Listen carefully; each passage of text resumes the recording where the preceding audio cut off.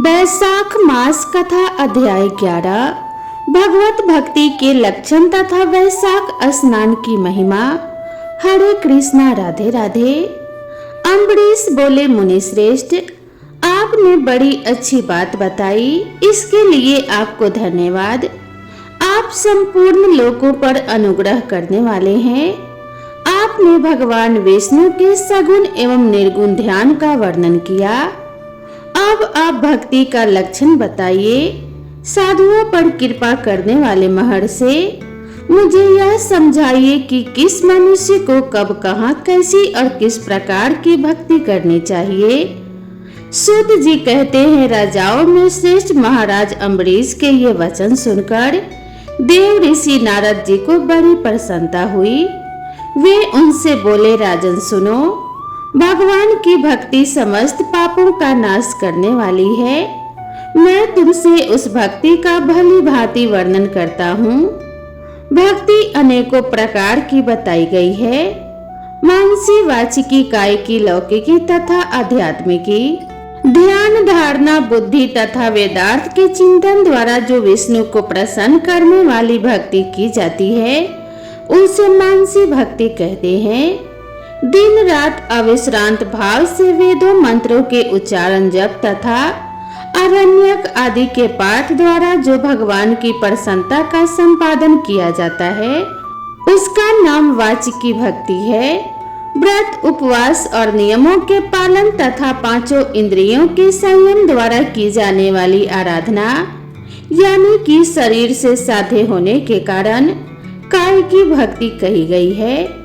यह सब प्रकार की सिद्धियों का संपादन करने वाली है।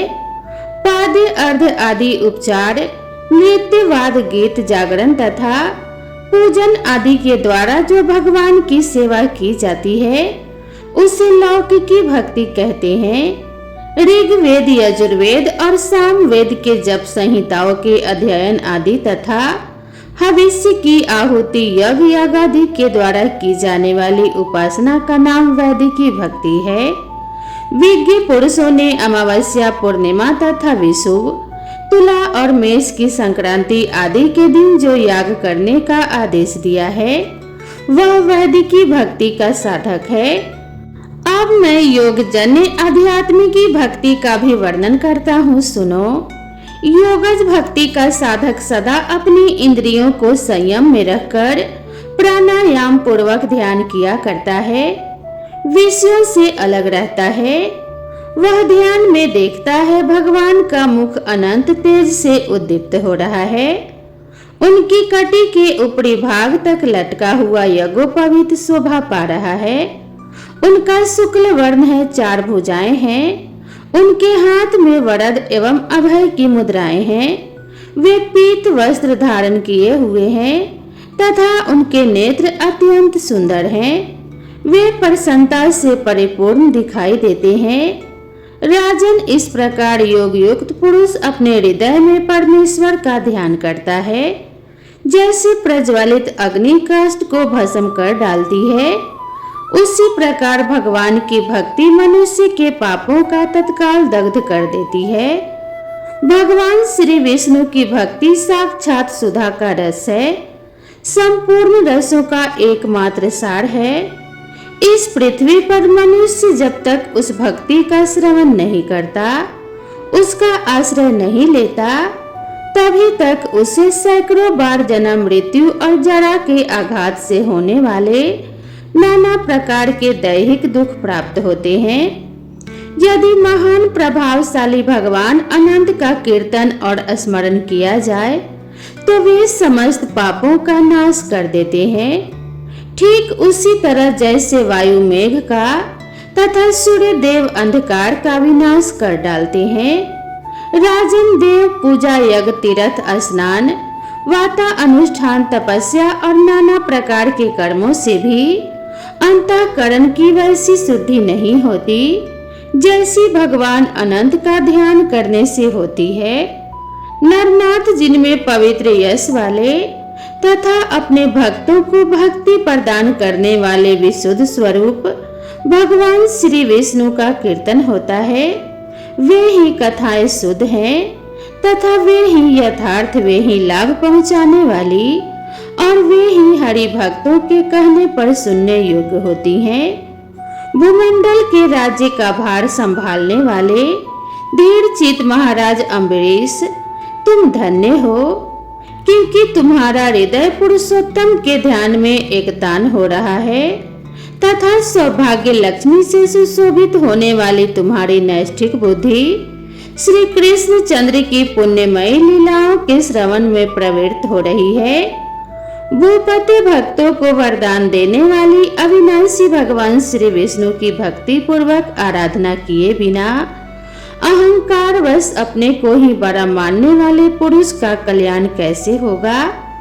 भगवान माया के जन्मदाता हैं, उन पर माया का प्रभाव नहीं पड़ता। साधु पुरुष उन्हीं को भक्ति के द्वारा ही प्राप्त करते हैं। इस बात को तुम भी जानते हो राजन। धर्म का कोई भी तत्व ऐसा नहीं है जो तुम्हें ज्ञात नहीं। फिर भी जिनके चरण ही तीर्थ हैं, उन भगवान की चर्चा का प्रसंग उठाकर जो तुम उनकी सरस कथा को मुझसे विस्तार के साथ पूछ रहे हो, उसमें यही कारण है कि तुम वैष्णवों का गौरव बढ़ाना चाहते हो, मुझ जैसे लोगों को आदर दे रहे हो। साधु संत जो एक दूसरे से मिलने पर अधिक श्रद्धा के साथ भगवान अनंत के कल्याणमय गुणों का कीर्तन और श्रवण करते हैं, इससे बढ़कर परम संतोष की बात तथा समुचित पुण्य मुझे और किसी कार्य में दिखाई नहीं देता। ब्राह्मण, गौ, सत्य, श्रद्धा, यज्ञ, तपस्या, श्रुति, स्मृति, दया, दीक्षा और संतोष, ये सब श्री हरि के स्वरूप हैं। सूर्य, चंद्रमा, वायु, पृथ्वी, जल, आकाश, दिशाएं, ब्रह्मा, विष्णु, रुद्र तथा संपूर्ण प्राणी उस परमेश्वर के ही स्वरूप हैं। इस चराचर जगत को उत्पन्न करने की शक्ति रखने वाले वे विश्व रूप भगवान स्वयं ही ब्राह्मण के शरीर में प्रवेश करके सदा उन्हें खिलाया जाने वाला अन्न भोजन करते हैं। इसीलिए जिनकी चरण रेणु तीर्थ के समान है, भगवान अनंत ही जिनके आधार हैं, जो संपूर्ण प्राणियों के आत्मा तथा पुण्यमय लक्ष्मी के सर्वस्व हैं, उन ब्राह्मणों का आदर पूर्वक पूजन करो। जो विद्वान ब्राह्मणों को विष्णु बुद्धि से देखता है, वही सच्चा वैष्णव है तथा वही अपने धर्म में भली भांति स्थित माना जाता है। तुमने भक्ति के लक्षण सुनने के लिए प्रार्थना की थी, सो मैंने तुम्हें सब सुना दिया। अब गंगा स्नान करने के लिए जा रहा हूँ। यह वैशाख का महीना उपस्थित है, जो भगवान लक्ष्मीपति को अत्यंत प्रिय है। इसकी भी आज शुक्ल सप्तमी है। इसमें गंगा स्नान अत्यंत दुर्लभ है। पूर्व काल में राजा जनू ने वैशाख शुक्ल सप्तमी को क्रोध में आकर गंगा जी को पी लिया था और फिर अपने दाहिने कान के छिद्र से उन्हें बाहर निकाला था। अतः जनू की कन्या होने के कारण गंगा को जानवी कहते हैं। इस तिथि को स्नान करके जो आकाश की मेखलाभूत गंगा देवी का उत्तम विधान के साथ पूजन करता है, वह मनुष्य धन्य एवं पुण्यात्मा है। जो वैशाख शुक्ल सप्तमी को विधि पूर्वक गंगा में देवताओं और पितरों का तर्पण करता है, उसे गंगा देवी कृपा दृष्टि से देखती हैं तथा वह स्नान के पश्चात सब पापों से मुक्त हो जाता है। वैशाख के समान कोई मास नहीं है तथा गंगा के सदृश कोई दूसरी नदी नहीं है। दोनों का संयोग दुर्लभ है। भगवान की भक्ति से ही ऐसा सुयोग प्राप्त होता है। गंगा जी का प्रादुर्भाव भगवान श्री विष्णु के चरणों से हुआ है। वे ब्रह्मलोक से आकर भगवान शंकर के जटाजूट में निवास करती हैं। गंगा समस्त दुखों का नाश करने वाली हैं। वे अपने 3 स्तोत्रों से निरंतर प्रवाहित होकर तीनों लोकों को पवित्र करती हैं। उन्हें स्वर्ग पर चढ़ने के लिए सीढ़ी माना गया है। वे सदा आनंद देने वाली, नाना प्रकार के पापों को हरने वाली, संकट से तारने वाली भक्त जनों के अंतःकरण में दिव्य प्रकाश फैलाने वाली, लीला से सुशोभित होने वाली, सगर के पुत्रों को मोक्ष प्रदान करने वाली, धर्म मार्ग में लगाने वाली तथा 3 मार्गों से प्रवाहित होने वाली हैं। गंगा देवी तीनों लोकों का श्रृंगार हैं। वे अपने दर्शन, स्पर्श, स्नान, कीर्तन, ध्यान और सेवन से हजारों पवित्र तथा अपवित्र पुरुषों को पावन बनाती रहती हैं। जो लोग दूर रहकर भी तीनों समय गंगा गंगा गंगा इस प्रकार उच्चारण करते हैं, उनके 3 जन्मों का पाप गंगा जी नष्ट कर देती हैं। जो मनुष्य 1000 योजन दूर से भी गंगा का स्मरण करता है, वह पापी होने पर भी उत्तम गति को प्राप्त होता है। राजन, वैशाख शुक्ल सप्तमी को गंगा जी का दर्शन विशेष दुर्लभ है। भगवान श्री विष्णु और ब्राह्मणों की कृपा से ही उस दिन उनकी प्राप्ति होती है। माधव यानी वैशाख के समान महीना और माधव यानी कि विष्णु के समान कोई देवता नहीं, क्योंकि पाप के समुद्र में डूबते हुए मनुष्य के लिए माधव ही जहाज का काम करते हैं। माधव मास में जो भक्ति पूर्वक दान, जप, हवन और स्नान आदि शुभ कर्म किए जाते हैं, उनका पुण्य अक्षय तथा 100 करोड़ गुना अधिक होता है। जिस प्रकार देवताओं में विश्वात्मा भगवान नारायण देव श्रेष्ठ हैं, जैसे जप करने योग्य मंत्रों में गायत्री सबसे उत्कृष्ट है, उसी प्रकार नदियों में गंगा जी का स्थान सबसे ऊंचा है। जैसे संपूर्ण स्त्रियों में पार्वती, तपने वालों में सूर्य, लाभों में आरोग्य लाभ, मनुष्यों में ब्राह्मण, पुण्यों में परोपकार, विद्याओं में वेद, मंत्रों में प्रणव, ध्यानों में आत्मचिंतन, तपस्याओं में सत्य और स्वधर्म पालन, शुद्धियों में आत्मशुद्धि, दानों में अभयदान तथा गुणों में लोभ का त्याग ही सबसे प्रधान माना गया है। उसी प्रकार सब मासों में वैशाख मास अत्यंत श्रेष्ठ है। पापों का अंत वैशाख मास में प्रातः स्नान करने से होता है। अंधकार का अंत सूर्य के उदय से तथा पुण्यों का अंत दूसरों की बुराई और चुगली करने से होता है। राजन, कार्तिक मास में जब सूर्य तुला राशि पर स्थित हो, उस समय जो स्नान, दान आदि पुण्य कार्य किया जाता है, उसका पुण्य परार्थ गुना अधिक होता है। माघ मास में जब मकर राशि पर सूर्य हो, कार्तिक की अपेक्षा भी 1000 गुना उत्तम फल होता है। और वैशाख मास में मेष की संक्रांति होने पर माघ से भी 100 गुना अधिक पुण्य होता है। वे ही मनुष्य पुण्यात्मा और धन्य हैं जो वैशाख मास में प्रातः काल स्नान करके विधि विधान से भगवान लक्ष्मीपति की पूजा करते हैं। वैशाख मास में सवेरे का स्नान, याग, दान, उपवास, हविष्य, भक्षण तथा ब्रह्मचर्य का पालन ये महान पातकों का नाश करने वाले हैं। राजन, कलयुग में वैशाख की महिमा गुप्त नहीं रहने पाएगी, क्योंकि उस समय वैशाख स्नान का महात्म्य अश्वमेध यज्ञ के अनुष्ठान से भी बढ़कर है। कलयुग में परम पावन अश्वमेध यज्ञ का अनुष्ठान नहीं हो सकता। उस समय वैशाख मास का स्नान ही अश्वमेध यज्ञ के समान विहित है। कलयुग के अधिकांश मनुष्य पापी होंगे, उनकी बुद्धि में पाप ही आसक्त होगी, अतः वे अश्वमेध के पुण्य को जो स्वर्ग और मोक्ष रूप फल प्रदान करने वाला है, वही जान सकेंगे। उस समय के लोग अपने पापों के कारण नरक में पड़ेंगे। अतएव कलयुग के लिए अश्वमेध का प्रचार कम कर दिया गया और उसके स्थान पर वैशाख मास के स्नान का विधान किया गया।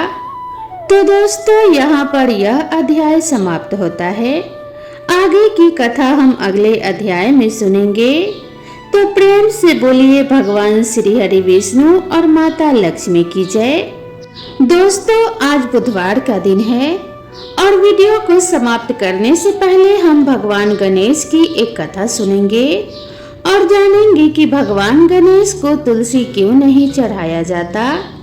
भारत में पूजा पाठ का अपना ही एक महत्व है। यहाँ देवी देवताओं की पूजा के लिए कई प्रकार की सामग्री चढ़ाई जाती है और तुलसी भी उन्हीं में से एक है। तुलसी को सबसे पवित्र पौधा माना गया है। वहीं आपको जानकर हैरानी होगी कि एक भगवान ऐसे भी हैं जिनको तुलसी के पत्ते नहीं चढ़ाए जाते। वो देवता हैं भगवान गणेश।